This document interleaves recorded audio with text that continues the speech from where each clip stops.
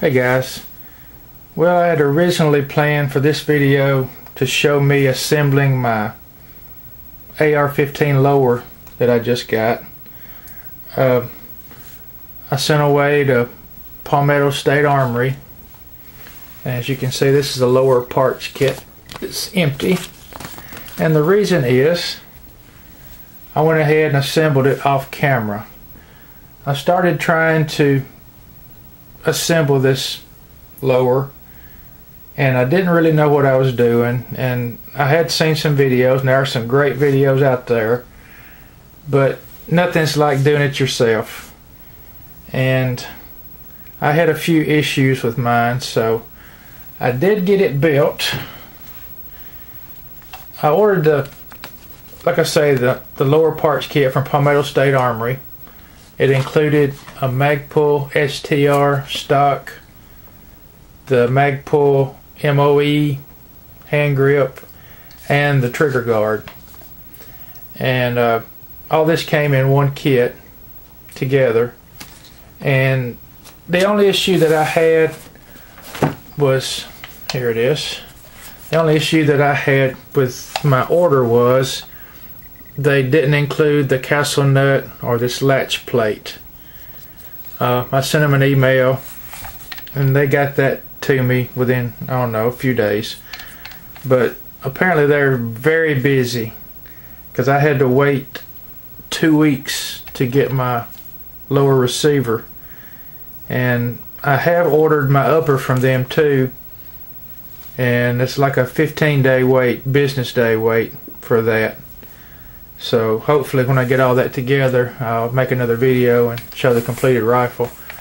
But this, like I say, this is the STR stock from Magpul, and it's STR stands for storage, and it has these compartments on each side that you can put batteries or whatever you want to into the side here. And like I say, there's one on each side.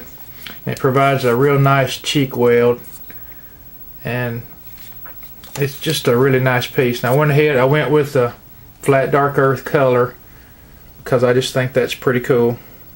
That's the only reason. I do have the Bushmaster that's all black, so I thought I'd make this one a little different. As I say, I watched the 2 or 3 videos that are on YouTube showing how to assemble these things. The issues that I ran into, well, before I get into that, I'll go ahead and say the good things that the videos told me were to use this painter's tape to tape up your receiver, because they're a little roll pin. There's one right here and there's one right here. And anytime you're working on your receiver, you could scratch it up or mar it up in some way. So I did use the painter's tape on here. You have to start the pin with a punch to get it started into that small hole there. And one of the easiest ways to make the pin go all the way in is to get some vice grips and press the pin in. And that's what the videos that I saw had. But I came up with something a little better than the vice grips. It's these Craftsman Robo Grip pliers. They're adjustable pliers and they're self-adjusting. So when something's in here, it adjusts on its own. And that way, when I put this on this pin to press it in, I didn't have to keep turning the knob like on vice grips. So that pushed it in pretty easily. So if you have some of these, that's the ticket to putting those pins in. And I, put tape on the jaws where I wouldn't scratch anything up. There is a pin here, and there's a pin in your trigger guard here that you can use that on. Let's see, another thing I used, which is almost a must, I'll move the camera here, is this vise.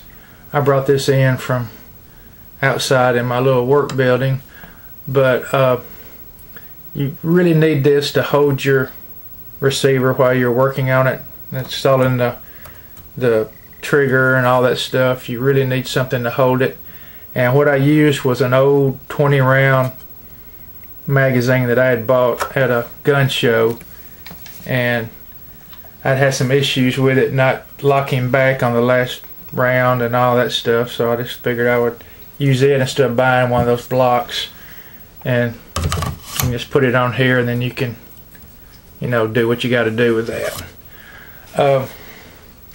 What else did I learn? There was, let me move the camera back. One of the reasons that I stopped recording was, there's a little detent. I guess you can see it, maybe the little brass colored detent here. That's not the original detent. The original one's here in this room somewhere. It's got a pretty nice spring in here behind it, and it goes in this slot. That's what holds this pin in to keep it from coming all the way out. Well, while you're putting it in, you have to hold that detent in with something, and apparently I didn't do it well enough, because that detent shot out like a bullet.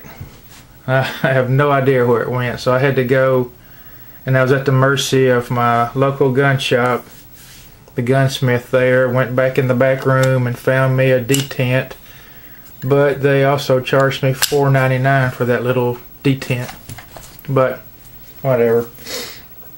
So I just want to tell you, if you do assemble your lower receiver, be extremely careful with that detent, because it will come out of there. And the other issue that I had was my fault, that I had never done this before, so I didn't really know. There is a spring that goes on your disconnector, between the disconnector and the trigger down here. It's a little tiny spring, and it's kind of cone shaped. Well, I had it in upside down, so when I tried to put my disconnector in and push this pin through the trigger and the disconnector, it wouldn't line up. And I had a little hammer, and I was trying to tap it in, and I spent a good while trying to get that to line up. But of course the spring was upside down, and it wouldn't let the holes line up. So what I wound up doing was taking the trigger and the disconnector out and seeing what the problem was, and then I saw that the spring, being cone shaped, the big part goes down inside this trigger bar, and the small side sticks up, and that's what's on the bottom of that disconnector. So that's a lesson learned. And as far as I'm concerned, you don't need a hammer to put one of these together. I was able to, I lightly oiled these two pins, and I held them down with my finger, and I pushed the pin, just kind of wiggled it and pushed it in with my fingers. So you do not need a hammer. So if your pin does not go in fairly easily, something's wrong. You need to check it out.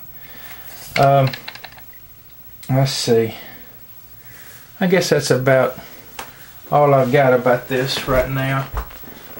Hopefully, as I say, in the next week or so, I'll get my upper in. I ordered a 16-inch mid-length upper, the mid-length gas tube on it.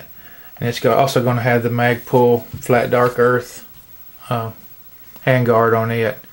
So hopefully I'll be making another video here very shortly and show you the completed product.